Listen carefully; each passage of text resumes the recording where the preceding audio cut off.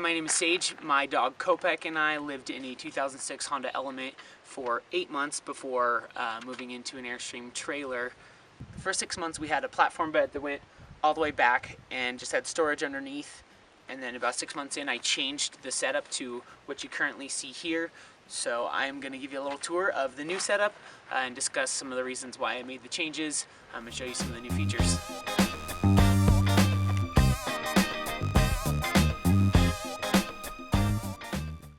One of the things that I struggled with a little bit with my previous setup is that everything was underneath the bed platform.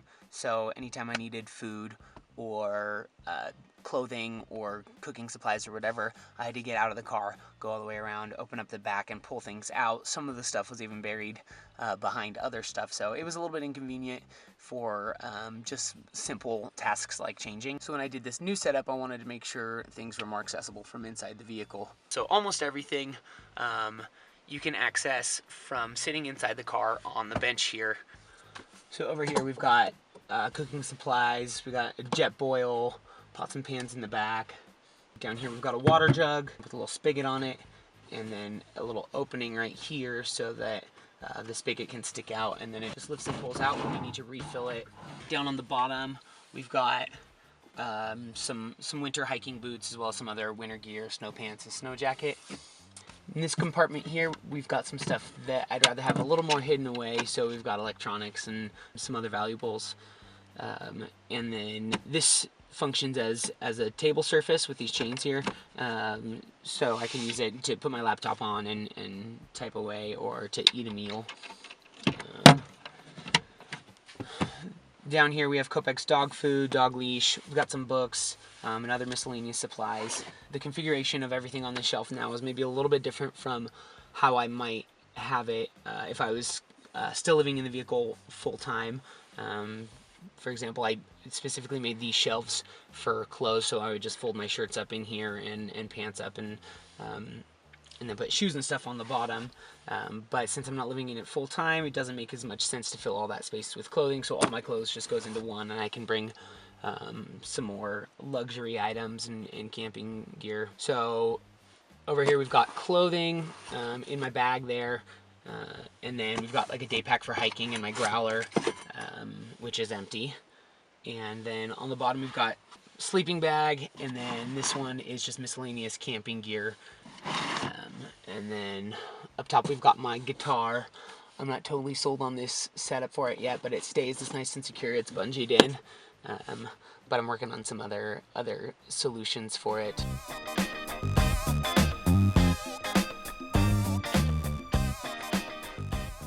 Since I couldn't do a platform bed and still have access to everything from the inside, I went with this kind of bench design that pulls out to a bed.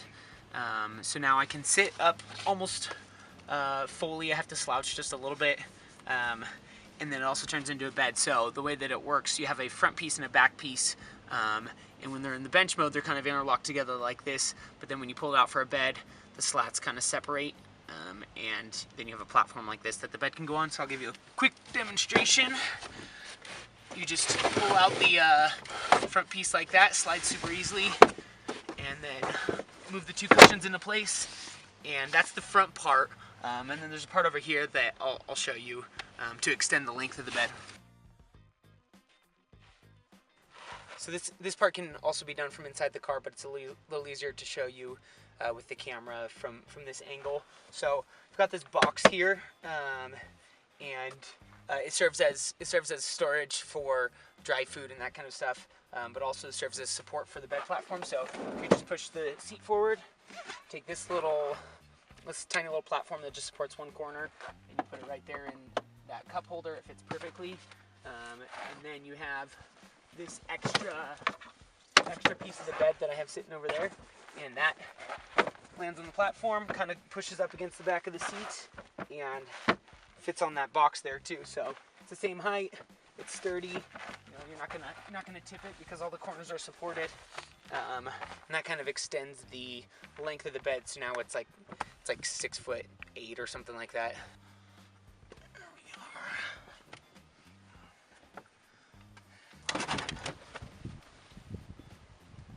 Okay, come here. So it's long enough for me and wide enough for both me and Kopek, so it really works out perfectly.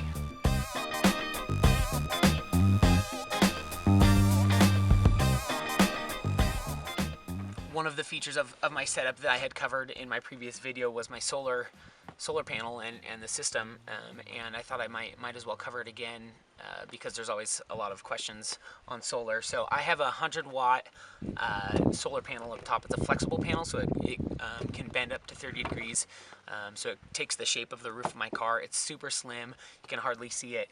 And so that 100-watt solar panel runs down through these wires here to the charge controller, which helps prevent the battery from becoming over or undercharged, and it alerts you when it does.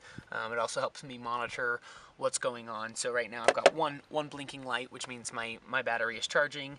If both of these were blinking, it means it'd be in float charge, which means it's fully charged and it's just only absorbing enough energy to maintain natural loss. From the charge controller, it runs down to the battery. This is a 35 amp hour battery, and the battery runs up to the inverter. Inverter takes it from DC to AC, so that I can run standard household plugs off of it. So my computer, my phone, camera battery, that kind of thing easily plugs into here. It also has two 3.1 amp USB ports on it, so I've got a total of 4 ways to charge off of this. I'm only ever using 2. So what does a 100-watt solar panel and a 35 amp hour battery look like practically? How much charge can you get out of it for normal devices? It's hard to quantify, and it really depends on usage. But for the most part, I can keep my phone charged daily, my computer daily or every other day, my camera battery, and like a fan on really hot days. I can have all those things on this system and not overdrain the battery. I do live in California where it's sunnier, so if you live in a less sunny area, you might have a little trouble. You might want to get a larger battery and maybe a 150-watt panel. But yeah.